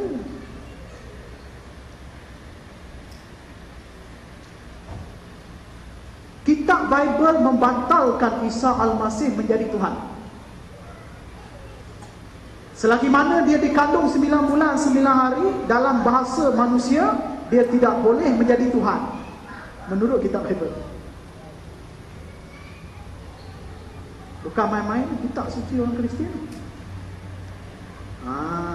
Sebab itu cara kita berdakwah kadang-kadang kena berhikmah. Ini kadang-kadang kita nak buat dialog dengan orang Kristian pun kita kena marah. Semalam saya ceramah kat mana, saya kata bypass ke, UMNO ke, Perkidau ke, Perkid ke, apa benda ke, boleh tak kita jangan bergaduh tentang isu-isu Islam. Berbeza parti politik ni, beza pendapat. Tidak sampai kepada Islam itu menjadi jahat. Beza dia, Mungkin sebelah ni bersungguh-sungguh nak melaksanakan Islam dengan hukum-hukum dia sekali. Mungkin sebelah sana pula belum bersedia. Sebab itu saya selalu dalam ceramah, saya selalu doakan kepada Allah. Saya mengajak sahabat-sahabat kita berdoa, mudah-mudahan pemimpin-pemimpin kita berhikmah dalam menangani masalah ini. Ya? Bukan lepas itu, baru-baru ini kita lawan dekat mahkamah 22 hari bulan Ogos, dan kita diisytiharkan menang oleh 3 orang hakim. Lepas tu pihak gereja rayu balik 10 hari bulan September hari itu, mereka rayu balik dan dibaca di mahkamah keadilan, ya, rumah keadilan, bukan parti keadilan, rumah keadilan, mahkamah keadilan, the House of Justice. Baca dan berhujah, orang Kristian berhujah, orang Islam berhujah, didengar oleh 3 orang hakim, dan keputusan akan datang, akan dibacakan pada bulan Disember. Saya cakap dengan sahabat-sahabat saya, menang pun, kalau kita menang sekalipun, jangan menjadikan kita bongkak sombong. Dan kalau kita kalah sekalipun, jangan menjadikan kita tu jadi macam setan, macam hantu. Banyak lagi kerja lain boleh buat. Tapi saya doa akan menang lah, tak kalah lah, saya doa akan menang.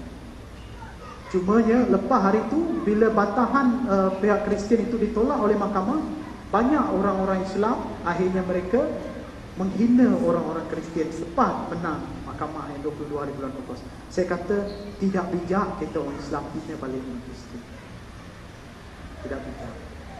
Sebab itu dalam Facebook saya padam, wah, hatta kawan-kawan baik pun dia sebut dekat situ, Allah adalah hak orang Islam. Saya kata minta maaf, saya keluarkan daripada Facebook saya. Sebab dekat situ, dalam Facebook saya ada lebih kurang ratusan orang-orang Kristian yang beriman. Orang-orang Kristian yang taat dalam agama dia, bukan beriman seperti kita Islam lah. Yang taat, yang mana mereka masih mencari Allah. Dan saya kata, saya akan keluarkan, saya minta maaf. Walaupun dia seorang presiden kepada sebuah pertubuhan, saya kata minta maaf, saya terpaksa keluarkan. Sebab banyak sahabat-sahabat saya, keluarga saya, orang Kristian yang tidak melawan Islam, dan mereka masih bertanya tentang hidayah itu. Jadi saya keluar. Kepala otak kamu nak buat macam tu? Kamu nak berdakwah ke kamu nak bergaduh dengan orang? Dia buatlah kata-kata kasar, saya keluar. Saya dalam bab ni saya tegang. Kita tegang. Lepas tu dia marah saya balik. Robi dia kata, sepatutnya kamu Islam lindungi sesama Islam, bukan kamu melindungi orang kafir. Dalam hati saya kata sengal juga dia ni. Kamu tahu tak 9 orang keluarga saya masuk Islam tak? 9 tahun saya masuk Islam, 9 orang keluarga saya masuk Islam. Keluarga yang duduk dengan saya, yang saya tak pernah runtuhkan kayu salib dia orang, yang saya tak pernah lemparkan kitab Bible dia orang. Bahkan saya sangat menghormati kitab Bible ini. Bahkan nak melangkah kitab Bible pun saya tak berani depan keluarga saya. Dan akhirnya yang duduk dengan saya, akhirnya mereka masuk Islam lepas 9 tahun. Maksudnya saya cuma boleh Islamkan 1 tahun 1 orang saja. Lepas 9 tahun lah. Jangan ingat hari ni kita dakwah, besok masuk Islam. Nabi Musa doa minta hancur Fir'aun tu, berapa puluh tahun baru Fir'aun hancur. Nabi berdoa. Jangan kita yang penuh dengan dosa ni hari ni berdoa, besok insyaAllah masuk Islam, insyaAllah. Betul lah, kita doakan dia masuk Islam. 9 tahun saya masuk Islam, 9 orang ahli keluarga saya masuk Islam. Maksudnya saya cuma boleh tarik, kalau tengok kehebatan saya menyampaikan ceramah macam hebat lah, doa. Dan cara saya berdakwah dengan keluarga saya, kita lebih banyak menunjukkan tauladan-tauladan yang baik, banyak berkongsi dengan dia cerita kisah-kisah Nabi, dan cerita tentang kitab Bible. Beberapa hari seminggu ni saya cerita tentang kisah haram makan pizza, dan saya buka kitab Bible. Kami Islam beriman kepada ini, dan disebut dalam sesi sekian. Dan dalam kisah ini saya berkurbah dengan dia, dengan kitab dia sendiri.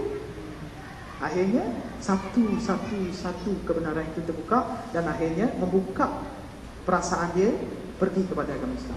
Sebab itu istilah saya tadi, kita bukan menukar agama orang Kristian, kita bawa dia kembali kepada Islam. Dia lebih selesa sebenarnya istilah. Itu sebenarnya hikmah-hikmah kalau kita ikhlas berdakwah. Dalam bab jenayah disebut dalam kitab Bible, dalam bab syariat dan sebagainya, Dalam bab ekonomi, Islam mengharamkan riba. Allah dan Rasulullah memerangi orang yang melakukan riba. Allah dan Rasulullah memerangi orang yang melakukan riba. Dalam kitab Bible, dalam kitab Bilangan 23 ayat 19. Kitab Ulangan 23 ayat 19. Wahai orang-orang yang beriman, berilah pinjam kepada sahabat-sahabat kamu dari makanan, daripada beras ataupun duit, dan jangan kamu ambil lebih daripada yang kamu pinjam. Haram. Dalam kitab Bible sebut haram. Kitab Ulangan bab 23 ayat 19.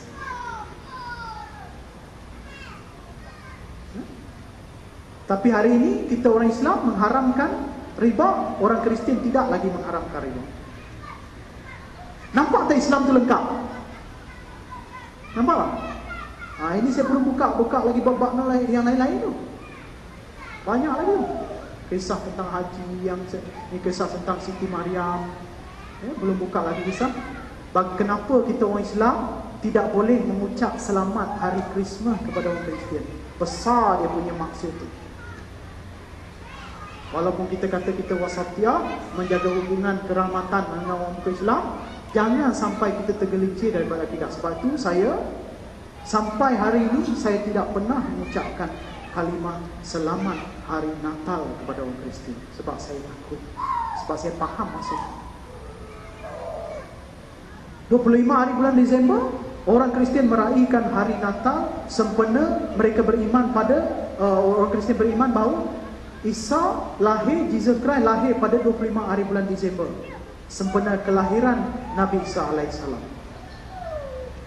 Bila kita mengucap selamat Natal, maksud dia kita mengucap selamat atas lahirnya Tuhan Isa. Mana boleh Tuhan Yesus. Batal akidah kita. Selamat atas lahirnya Tuhan Yesus. Batal akidah kita. Jangan main-main tau. Mana boleh kita sebut Isa itu sebagai Tuhan. Batal akidah kita. Sebab itu sampai hari ini saya akan post mesej-mesej saya kepada orang Kristian. Saya tak sebut selamat Natal atau selamat Christmas. Saya cakap selamat sejahtera ke atas kamu. Mudah-mudahan Allah melimpahkan hidayah ke atas kamu, ataupun Allah merahmati kamu. Saya tak pernah menyebut selamat hari Natal. Sebab saya bekas Kristian, kita faham maksud selamat Natal, iktikad dia macam mana. Sebab itu di Indonesia, orang-orang Kristian bila sampai hari raya, dia arahkan seluruh orang Kristian mengucap selamat hari raya kepada orang Islam, dengan balasan orang Islam akan mengucap balik selamat hari Natal kepada orang Kristian. Mereka tahu orang Islam akan melanggar akidah mereka. Sebab itu fatwa MOI, Majlis Fatwa Ulama Indonesia, mereka mengharamkan orang Islam mengucap selamat Natal. Lepas itu orang Kristian pun dia lagi pandai. Dia tak lagi sebut hari itu selamat Natal, tapi dia sebut Maulid Nabi Isa alaihissalam. Maulid itu kelahiran Nabi Isa. Kalau dia sebut Maulid Nabi Isa alaihissalam pun saya kata salah. Kenapa salah? Salah menurut kitab Bible. Jangan main lah. Masa nak Christmas nanti, dekat-dekat nak Christmas, panggil saya datang balik. Kenapa salah? Panjang huraian dia dalam kitab Bible. Saya dah janji saya tak ambil masa banyak sangat. Sebab saya malam ni kena bergegas balik ke Kuala Lumpur. Itu sebenarnya hadirin sekalian, saya cuma nak kongsi sedikit tentang Islam di negeri Sarawak. Saya negeri lain, saya malah nak sebut bahasa Islam dulu. Orang negeri lain dia hebat-hebat di Islam. Ilmu dia hebat-hebat. Saya nak sebut negeri Sarawak. Negeri Sarawak ni nanti bekalan kita berdakwah sama-sama kita Islam. Alhamdulillah saya sangat-sangat gembira malam ni sebab apa? Ramai yang datang. Ramai yang datang. Sebab mesej ini sebenarnya tak ramai orang suka pun mesej macam ni. Dia kata tak perlu pun. Sebab itu bila kitab Bible terjemah dalam bahasa Melayu tahun 1974, orang-orang Melayu dekat Semenanjung dia kata tak perlu nak cakap apa pun. Sabah Sarawak ni. Sabah Sarawak kalau dia jadi kafir tak ada masalah. Jangan orang Melayu jadi kafir. Faham tak? Sebab itu banyak orang Sabah Sarawak murtad balik, tak ada masalah yang tu. Bila kitab Bible ni dibawa ke Semenanjung Malaysia, baru dia tahu bahawa bencananya bila kitab Bible terjemah dalam bahasa Melayu. Pada asalnya diterjemah dalam bahasa Melayu untuk Sabah Sarawak. Sebab apa? Bangangnya orang Islam kata tak ada masalah pun. Sebab masa tu yang murtad tu bukan di kalangan orang Melayu. Sabah Sarawak dia murtad. Sekarang ni bila banyak sangat kes murtad dekat Jabatan Agama Islam, kawan saya dekat TV Al-Hijrah, penerbit rancangan TV Al-Hijrah, nama dia Kamarul Zaman.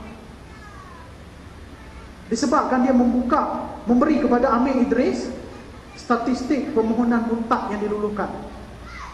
Dia ambil tu, bukan ambil daripada mana-mana, dia ambil Jabatan Agama tu. Marah menteri. Marah menteri, kita pun rasa macam alamak.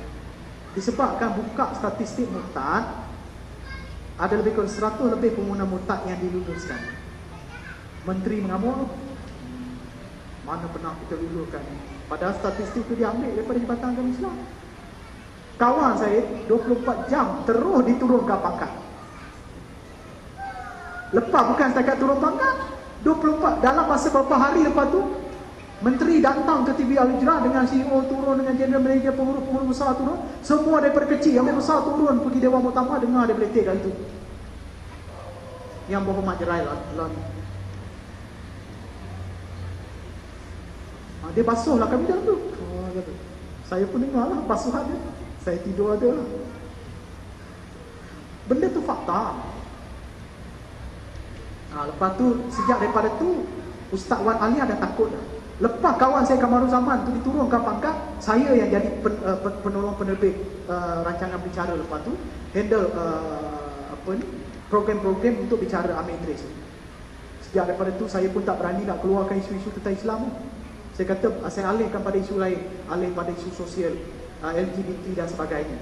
Lah saya buat berkaitan dengan lesbian, gay dan sebagainya, pesakit HIV. Saya buat konten tu hantar ke Amir Idris yang kita minggu ni tajuk ni, minggu depan tajuk ni, minggu ni tajuk ni, soalan dia nak saya prepare dah. Baca saja soalan. Tanya Amir Idris tu siapa buat soalan tu dia. Saya buat soalan. Tak takut lah kena turun pangkat tu. Tapi saya sekarang tak takut nak turun pangkat pun. Memang sebab saya tak terikat dengan mana-mana jabatan. Saya ke kontrak dia. Dia perlukan tenaga saya, dia pakai saya. Dia tak perlukan tenaga saya pun tak rasa tak ada masalah pun. Banyak lagi orang Islam lain, kelah-kelah mualah yang perlukan saya. Baik tu fake perlukan banyak ustaz mengajar berbanding agama. Sabah Sarawak pun perlukan banyak ustaz. So banyak benda-benda lain. Walaupun kadang-kadang saya pergi Terengganu, adalah satu surau tu dia bagi saya RM50 pun saya datang daripada Kuala Lumpur. Saya tak pernah tanya bayaran. Mengingat bila tengok selebriti TV, dia ingat bayaran saya macam Ustazah bayar ke, Dr. Fatimah Zahra ke. Saya tak macam tu lah. Tapi orang tu memang nama besar pun. Memang lepas tu saya tak kisahlah nak bagi berapa bagi. Sebab apa saya tak boleh nak nilai ke ilmu saya. Allah yang nilai. Jangan bagi saya kelaparan je sudah. Takkan nak bagi makan pun tak boleh no. Kita kena kurang no? Jadi Sabah Sarawak ni kita mengambil pengajaran daripada Sarawak. Sarawak baru-baru ni kita meraihkan Hari Malaysia tahun Malaysia 16 hari bulan September hari tu. Ya.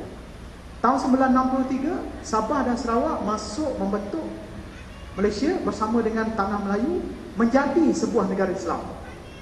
Negara Islam lah, negara Islam Malaysia tercinta tu. Negara Islam lah. Masuk tahun 1963. Siapa pegawai kerajaan kat sini? Angkat tangan. Siapa pegawai kerajaan? Kedah pencen semua? Kedah pencen semua no? Tak apa. Saya tanya biar saya jawab. Ya?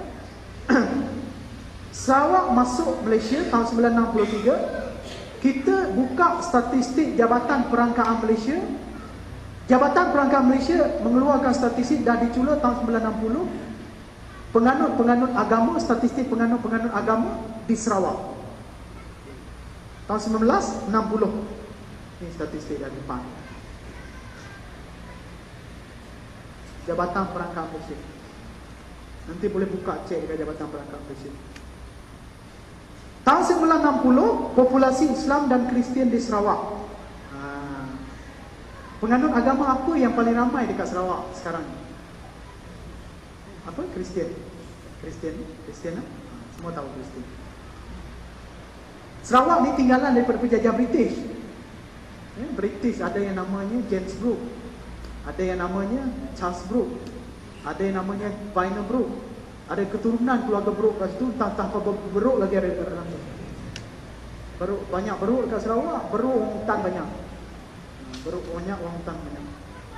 Tahun 1963 bila Sarawak membentuk Malaysia, Sarawak dipimpin oleh 3 orang ketua menteri yang terdahulu. 3 orang ni bukan Islam. Tun Temenggung juga, Stephen Kaloningkang, Datuk Tawisi. Mereka ni bukan Islam. Ya. Tahun 1960, menurut Jabatan Perangkaan Malaysia, jumlah penganut agama Kristian tahun 1960 belum masuk Malaysia tahun 1960. Jumlah penganut agama Kristian 117,755. Jumlah penganut agama Kristian 117,000 Kristian. Jumlah penganut agama Islam 1960 174,123 penganut Islam. Kristian 117,000, Islam 170,000 sebelum masuk Malaysia.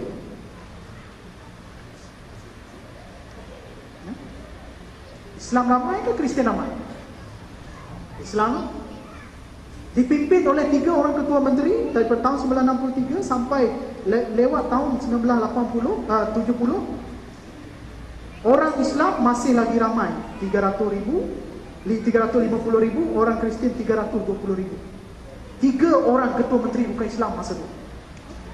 Orang Islam masih ramai. Sampai tahun 2010, di depan ni, tahun 2010, 50 tahun kemudian, jumlah orang Islam 700,000, 790,000, jumlah orang Kristian 1,200,000. Siapa nak jawab ni?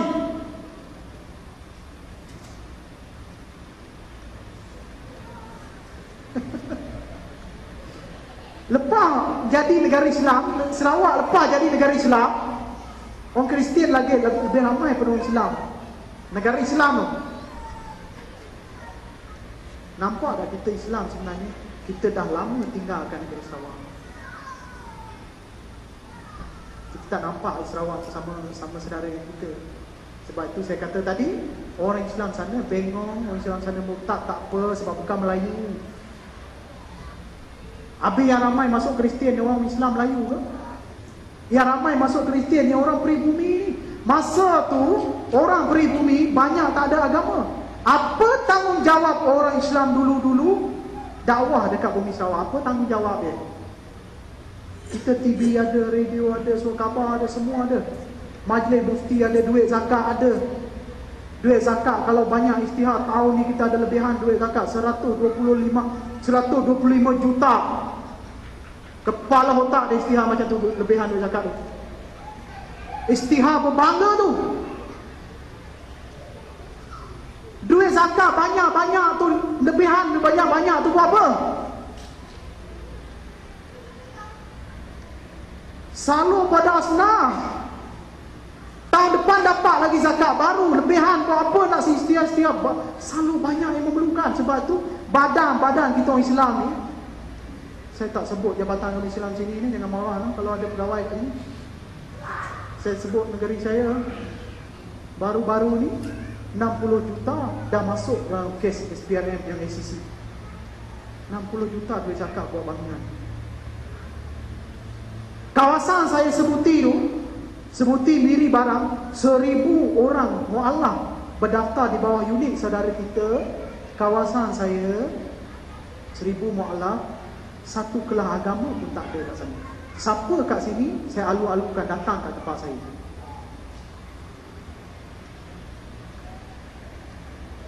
Berapa puluh tahun kelah agama tak ada ni. Masa saya dengar TV Al-Hijrah, saya tanya Jabatan Agama Islam, satu rumah panjang ni, rumah panjang Ulus Kalor ni, bermula daripada tuan rumah dia. masuk Islam, rakyat dia ikut masuk Islam. Satu rumah panjang masuk Islam. Alhamdulillah baru-baru ni kita dapat infak, dapat buat surau untuk dia orang. Siapa yang bagi infak? Orang-orang daripada sini. Bukan orang Kedah, orang Semenanjung. Orang Kedah belum lagi. Orang Kelantan dah banyak dah urus infak. Kelantan, Terengganu banyak dah. Dah siap, alhamdulillah dia siap kita punya pusat kegiatan kita. Saya tanya Jabatan Agama Islam, kenapa tak ada hantar ustaz? Lepas tu dia kata, kita tak cukup ustaz, kita tak cukup tenaga, pegawai kita tak cukup, duit zakat pun tak cukup. 60 juta buat bangunan cukup. Itu yang jadi masalah dia. Kadang-kadang orang nak masuk Islam tu kita jadi susah.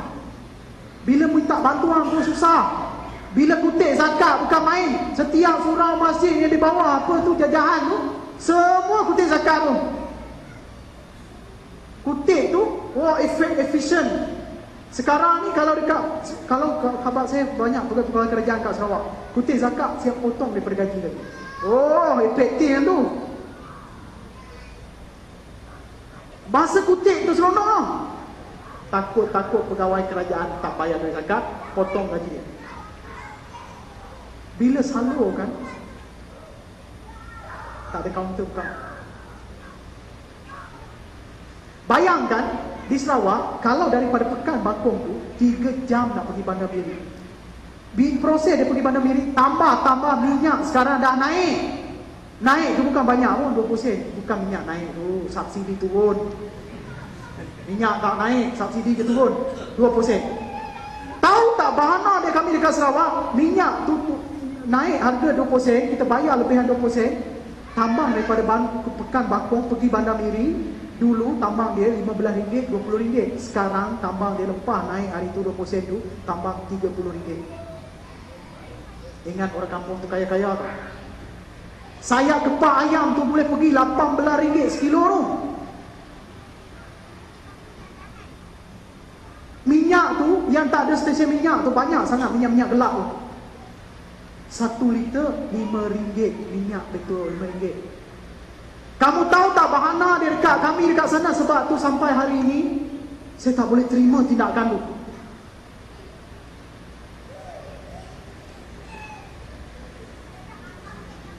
Tertekan kami kat sana. Tanya harga getah tinggi ke tak? Tanya harga sawit tinggi ke tak? Saya pergi Kelantan, pergi Terengganu, harga sawit sana tinggi. Saya tak tahu lah harga sawit yang getah, kayaknya tak tahu lah. Dekat sana getah yang orang kata sekerak tu, kat sana tu RM2 lebih sekilo. Getah keping RM3 lebih. Getah dia buat kajian lebih. Mana semua orang nak cari pendapatan?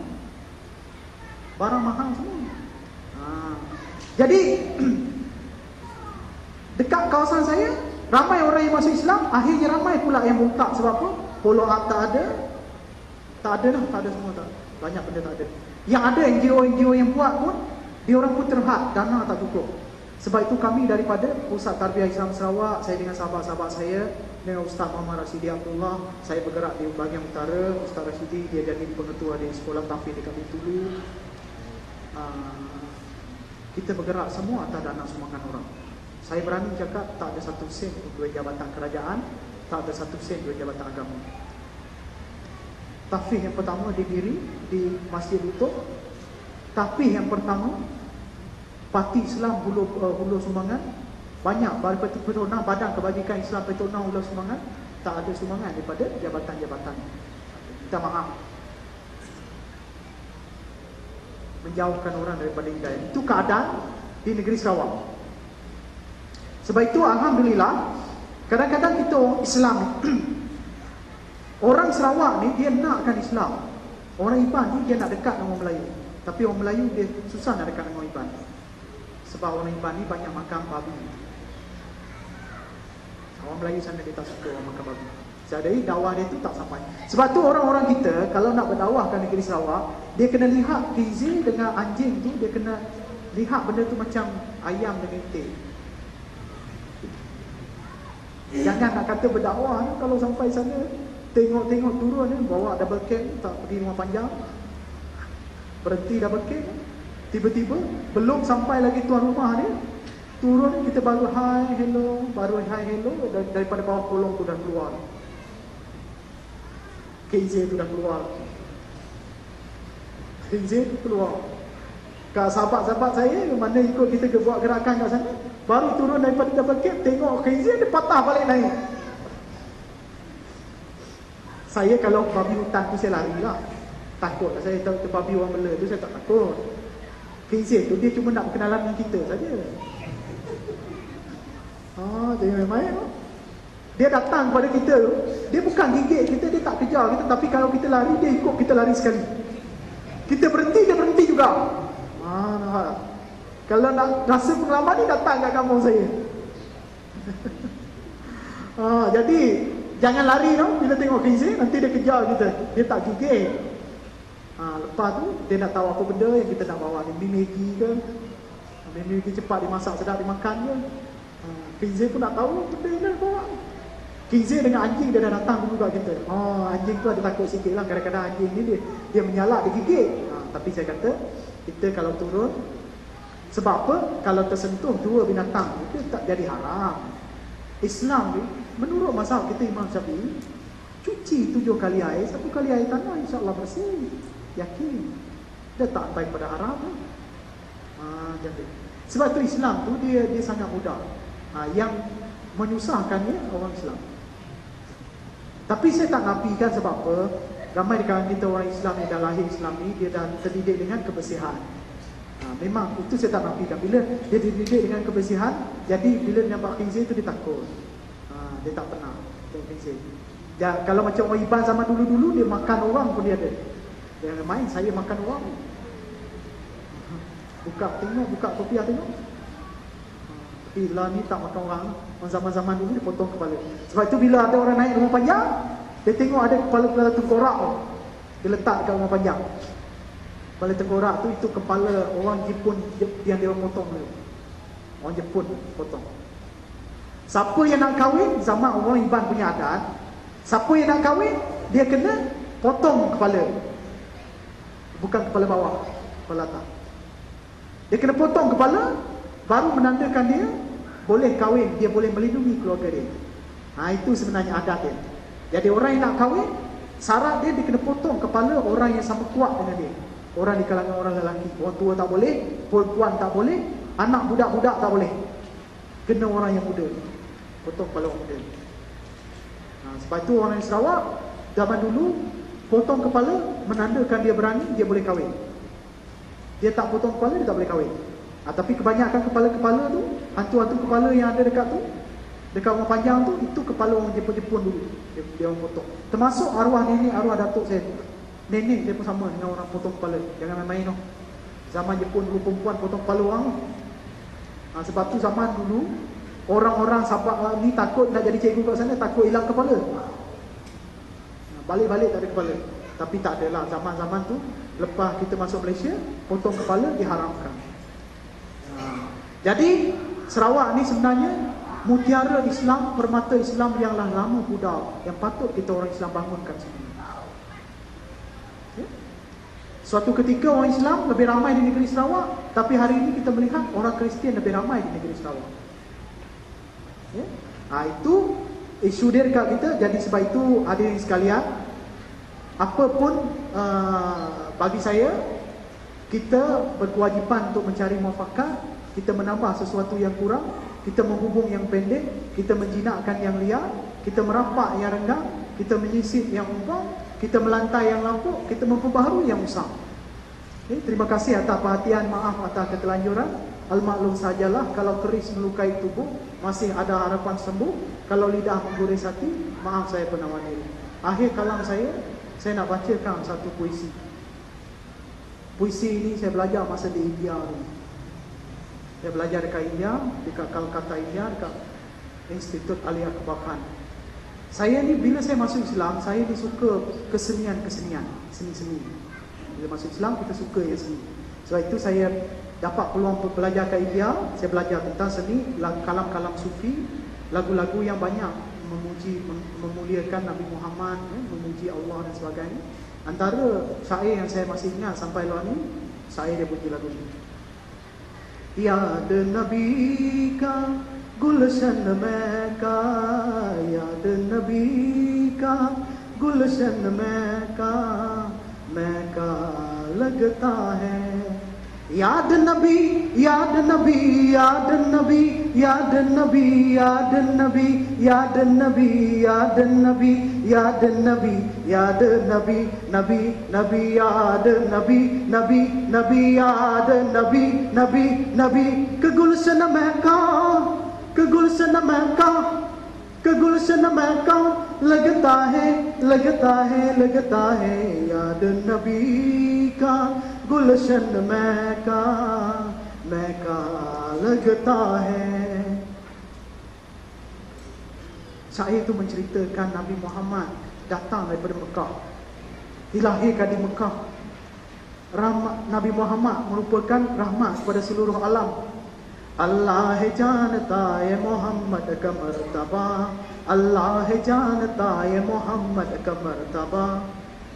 उस रहमत आलम से नबी कोई न गिरे, नबी कोई न गिरे, उस रहमत आलम से नबी कोई न गिरे। दुनिया में मोहम्मद सबसी कोई नहीं है। Nabi Muhammad tu rahmat seluruh alam. Lepas Nabi Muhammad tak ada utusan datang. Nabi Muhammad tu utusan akhir zaman. Itu kalam-kalam sufi yang kita belajar masa zaman di India dulu. Ada banyaklah, kalau nak jemput saya lagi boleh buat sedia pentang. Sedia pentang kita boleh menyampaikan nasyid-nasyid, dan insyaAllah tunggu kedatangan album saya akan datang. Album nasyid puji-pujian. Ya Rasul ya Rasulullah, ya Rasul ya Rasulullah, Muhammad ya Rasulullah, Muhammad Rasulullah. Nak tahu sambungan lagu tu, beli album saya nanti. Boleh no? Pada sahabat-sahabat kita di sini, barang siapa yang sudi membantu kita buat kerja dakwah, kalau tak dapat datang ke sana, saya sangat malukan sumbangan telekong bagi dari kita. 800 orang daripada 1000 masuk Islam, 800 perempuan. Baru-baru ni kita dapat sumbangan telekong daripada Kelantan dan dari Terengganu. Dia orang hantar banyak sangat telekong, kat 200 telekong. Hantar, dia orang post pada kita. Ada yang hantar baju jubah, kain pelekat, ada yang hantar makanan, ada yang hantar susu, ada yang sumbang duit. Nak bagi sumbang duit pun boleh, nak bagi kitab-kitab yang asas-asas. Daripada kitab tu tidur dekat rumah, kitab-kitab yang asas-asas tu datang bawa bagi dak saya. Saya nak kitab tu. Kitab yang asas-asas ni, kitab padu ain. Kita nak kitab tu. Saya banyak dapat sumbangan kitab-kitab yang biasa-biasa ni. Kadang-kadang dia angkut banyak-banyak kitab ni. Ustaz, kalau saya dah banyak lama tak baca kitab ni. Banyak anak-anak saya pun tak baca dah. Kitab-kitab asas pada ain semayang tu. Yang asas je. Jangan bagi kitab yang tebal-tebal. Nak tambah mahal. Ada yang nak sumbang duit pun tak ada masalah pada kita, insyaAllah, yang untuk Pusat Tarbiyah Islam Sarawak. Dan itu kekuatan dakwah kita. Dan kita doakan kesejahteraan ke atas seluruh umat Islam. Dan kita doakan orang-orang bukan Islam dapat hidayah. InsyaAllah Allah akan berikan petunjuk. Jadi, Assalamualaikum warahmatullahi wabarakatuh.